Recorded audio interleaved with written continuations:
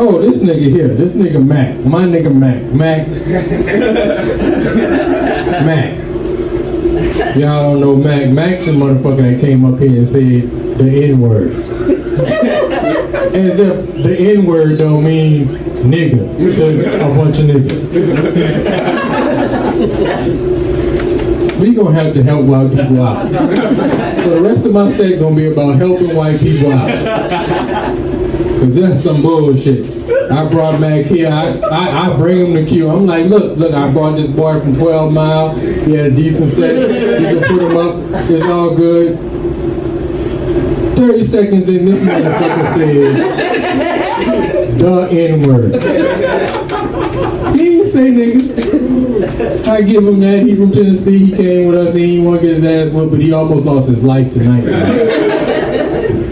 Embarrassing me in these streets. I got enough niggas saying shit about me that ain't true. Now they gonna be like, oh, this nigga Jagged and brought this fucking white boy from Tennessee. He came in that bitch and he said the N-word. He said nigga? No, he said the N-word. The new millennium version of nigga. The one they say on TV and shit.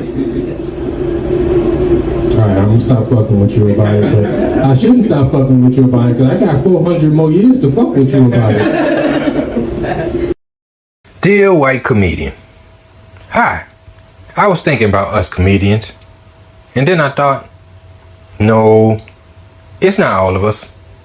So let's just talk about y'all for a minute.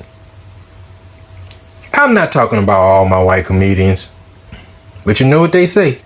When the true bomb drops, if you feel offended, hit dogs holler. I'm talking to the white comedians whose Google search history probably says something like, clever ways to say urban without saying urban.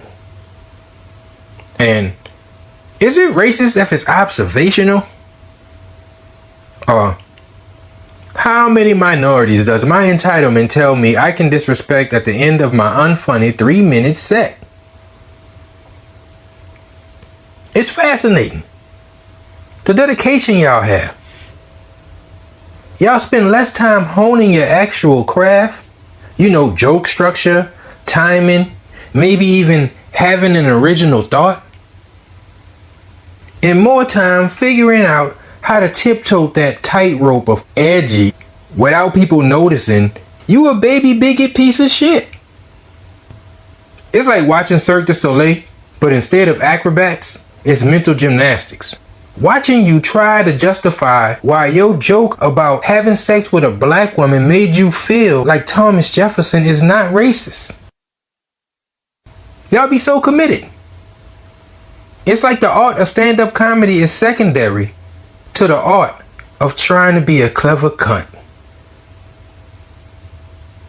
You're like, I can talk about everyday life, or I could try to hide the fact that I'm a closet homosexual by going over and beyond to point out how much I hate homosexuals. No one would think I'm gay if I have extensive knowledge of how gay people live on a daily basis. They will understand I'm dedicated to my craft and I'm real thorough when it comes to research. Let's be real. Comedy history is practically a blooper reel of clever white guys testing the waters. Remember the old days when saying nigga was just part of the act? They slap a just kidding at the end like it meant I love you. Now the gang's gotten sneakier. These comedy terrorists come bombing. Wanna be artists, just comedy Banksies of bigotry. And let's talk about the gatekeeping. Y'all clinging to these shitty open mics and these book shows that are just glorious open mics. Look, if you got 10 comics on the show, it's an open mic. Y'all clinging to these shows acting like y'all actually producing talent. But the closest any of y'all ever came to fame is a Morris Bart commercial. If you know, you know. One call, that's all. I don't want to be the guy to tell y'all, but because your name was on the open mic list and Louis C.K. popped into the open mic, it don't mean you open for Louis C.K. If you want to open for Louis C.K., go watch him whack off like them poor young ladies had to do. I'm gonna say this nice as possible. Y'all motherfuckers suck. I've seen more innovation watching somebody stop at a stop sign. Y'all patting each other on the back for jokes that don't even get a pity laugh at your own family reunion. Is mediocrity y'all ultimate goal? Or is it kill Tony? Y'all trying to get 5 minutes of lukewarm material validated by the douchebags on the White Death Comedy Jam? Never mind that you're doing the same old bit at the same old bars. I can't even call you a 2-bit comedian because you only got 1 bit. So, dear white comedian, focus on the comedy. Surprise us. Impress us with actual wit. Not just wit adjacent racism. But who am I kidding? If Joe Rogan can have a compilation of him saying nigga and then get to go on tour with Dave Chappelle, the battle is already lost. I had a white boy call me a nigga. Yeah, let's just get right into it. White boy calls me a nigga, well, subliminal, your subliminal nigga tweet. You ever seen the tweet with the 6 white girls and they spelling out nigga on their white t-shirts? Yeah, well, he posted it, you know, like, oh, this place lets niggas, you know, host here. So I go see him about it. He ain't there. Next time I see him, guess where I see him at? A Talib Kweli concert. You don't know who Talib Kweli is. I'm surprised this guy called me a nigga. So I made eye contact with him. I had to let him see me from across the room. Like, dude, hey, look at me, because I'm coming to talk to you about it. We ain't had a conversation about it. He left. Nigga went to Ruston or something. Disappeared. You know what I mean? 6 years later, he's a reformed racist. Back telling jokes again because Trump's in office. Y'all know him by the name of Andrew. Oh. Don't let no white comedian talk about no black woman. That's law. Simple, direct, it's a boundary. A line drawn by someone who understands the history, the hypersexualization and constant degradation of black women. All in the name of the oppressed comedians who just telling jokes. But let's not focus on that. Let's focus on the response. The audacity. Fuck accountability. Okay, black man. You want me to respect black women? I got a better idea. How about I rape you instead? Let that sink in. The immediate response to a black man saying respect black women is a white man want to go full brutalist on him. A call for respect brings the brutalist disrespect. Not just for King Kunta, not just for black men, but for the very notion of boundaries, of human decency. It's like the playbook of privilege just writes itself. When confronted with a call for respect, the only reply is to assert dominance, then to threaten the ultimate violation. I don't know what's worse. Andrew Shit's response, or the discontinued pennies cheering him on? Is this what we've become? So desperate for a sliver of the spotlight, we swallowing our pride, our history, our very dignity? Are those few seconds of forced chuckles worth the erosion of our collective self-respect? Are we so hungry for validation from the gatekeepers that we'll laugh along as they dehumanize us? But they're not the only ones. I googled the Colonizers of Comedy Tour. Y'all call it by the name of Kill Tony. In the very first clip I see, a young black comic, I'm guessing he's just finished his act.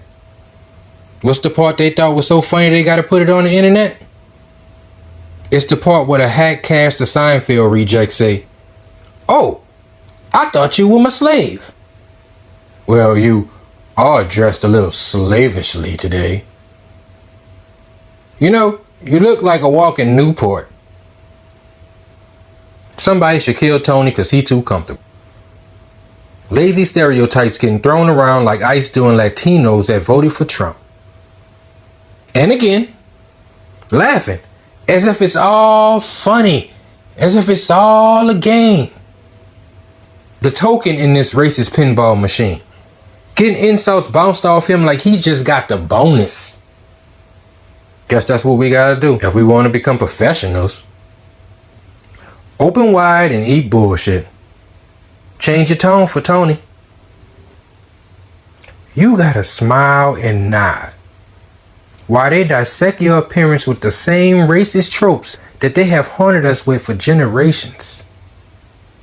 All in the name of professionalism, which is just mediocrity, keeping up the status quo, so actual comedians don't make them actually have to be funny. Well, my dear white comedian, excuse my unprofessionalism. Sorry if I can't embrace the satire in Stockholm Syndrome. But most importantly, dear white comedian, fuck you. Y'all, we've been doing this for a couple of weeks now. Now I feel like we're friends and shit. And I'm just gonna keep it real with y'all. You know, last week I came up in here, you know, and my friend, and you know, my set was decent. My friend, I think it looked pretty good. Guy come to me while I'm outside, and he's like, yo man, I like your set. I'm from out of town, you know, you gonna do some shows anywhere? And I wasn't show, and I was talking to Kamari, and Kamari was like, yeah, we about to go to Bar Redux. And I was like, cool, we going to Bar Redux. So I tell the dude to follow us. He come with us, we get over there, he go up. This motherfucker said the N-word. He didn't say nigga, let's clarify. But he said the N-word, as if the N-word don't mean nigga to a room full of niggas. You know what I'm saying? The fuck am I gonna do with you white people? I'm trying. I really can't have a dream, I'm trying to live it. You know what I'm saying? He made me like, what the fuck? How am I gonna help the white people? Man, I don't know what to do. Everything I try to do, I married a white woman. You know what I'm saying? You know what I'm saying? Like, what the fuck I gotta do for y'all? You know what I'm saying? This motherfucker, I take him out, he embarrassing me like this. You know what I'm saying? Like, I'm just fucking, like, I'm lucky I met my wife, you know what I'm saying, before I met this nigga, because, you know, love wouldn't have been in the air. Like, I'm fucking worried and shit, you know what I'm saying? Because, like, what if we have a baby soon? Like, I'm gonna have problems with at least half of that baby. Like, me and half of that baby gonna have some words. I don't know, man. I'm just saying, I'm really excited about the guy. Take him to Bar Redux, you know? We get there. I go to the host. I'm all excited, you know. I got this out-of-town comic. He ready to go up, you know what I'm saying? He was at 12 Mile. He had a good set, you know what I'm saying? And that's when I started to think about it and feel like it was a setup, you know what I mean? Because this was a black girl hosting the show. So she said it's cool for us to sign up. So we sign up. When I tell y'all it wasn't 30 seconds before this motherfucker said the N-word as part of his joke. And like I said, he didn't say nigga, because he wanted to live. And you know, Bar Redux is like right next to the old Navy station and shit. And they wouldn't have found his body for at least 2 Mardi Gras. You know what I'm saying? A little fucking kid would have had to get drugged by the Mississippi or something for them to come check for his body over there. They don't go over that much. You know what I'm saying? But, you know what I'm saying? And I'm just like, come on, guys. These two really just said the N-word. And I got enough people saying bad shit about me in these streets. How he gonna go and embarrass me like this? You know, I don't need motherfuckers saying, oh, Jenkins Jr. back. He's showing up, he bringing white comics to the show, and they saying the N-word. They saying nigga? No, they saying the N-word. The new millennium version of nigga. You know, the one they say on the news and shit. You know? So, the whole situation got me thinking and shit. You know what I'm saying? It got me thinking, like, why black people call white people crackers? Now, I know it's scary topic, but I really want to know about this shit. Like, I was kind of confused, because I understand why white people call us nigga with the ER. You know what I'm saying? Like, white people, y'all want to be proper English and shit, and saying nigga with the GA, you know what I'm saying? That's just too hip-hop. That's not proper English. And y'all don't speak like that. You know? But I'm really confused on how to say the word nigga. So I asked Suri, and she ain't gonna tell me how to pronounce the shit. So I had to fucking look the shit up myself. Let me see. Here we go. So the shit says, here you go. I brought it with me. Nigga. Broken up as nigga. The word is a noun. It's offensive. Singular. Nigga. Plural. Niggas. With a S-R-Z. That's plural. Worst word in American history. And like every great definition, it had a sentence. It said, can you believe with all the history they trying to erase, this shit is still in the dictionary? That's what it said. I googled the shit. You can do it too. But back to my point. Why do we call white people crackers? I figured it out. So, during slavery, they only fed the slaves two things: grits and crackers. Now, grits, everybody loves grits in the morning. They warm, they get you ready to go to work and shit. But, like, after 12 hours of fucking working, picking cotton in the fucking Louisiana heat, who want to come home to some fucking crackers? Who want these dry ass crackers? Not me, man. I hate these fucking crackers.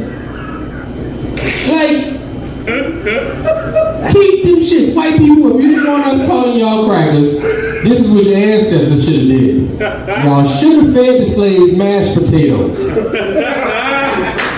That way, when I go home to my white wife, she can be my mashed potatoes, and I can be all over her like gravy. See what I did there? Yeah, you can do it. That's great. And I'm not telling you to. I like how you're doing it already. I ain't really got no end to that shit. My name is Jenkins. Thank y'all for coming out. Good night. Why do we call white people crackers? And I figured this shit out. You see, during slavery, they only fed the slaves grits and crackers. I am loving the amount of white people I'm walking out of this room tonight. Amen. All right. Okay, that's somebody's water that they left up here. It's okay, because we got one comic left. I'm not going to say this comic is my brother, but I will say I spoke on the phone with him one time and moved across the country, okay? Everybody give it up for the one and only Jackie Jenkins Jr.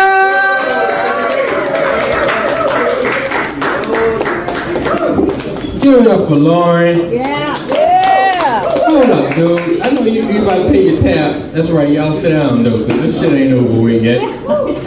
What's going on around here? Everybody ready to go? I'm ready to go too. Shit, I should have left the house earlier. I wouldn't be last around this motherfucker. That's all right. I just sat and watched the show. I just wrote my set, and I got a lot of shit to film out tonight. First of all, let's talk about you corny ass white men. Fuck y'all. This nigga spent a whole 4 minutes up here just so he could say faggot. No disrespect to any homosexual. And I want to talk about this bitch ass motherfucker. Then he gonna leave before I can get up here and shit. I told him I was about to talk about it. I said, I'm about to talk about it, that nigga gonna leave and shit. same shit with y'all bitch asses. That shit is over with, dog. It's ridiculous. Like, and I don't know enough about homosexuals to make jokes about homosexuals, you know what I'm saying? But what I do know about homosexuals is that most of the niggas I know that's homosexual, they say faggot. So if you saying the word faggot, you most likely is.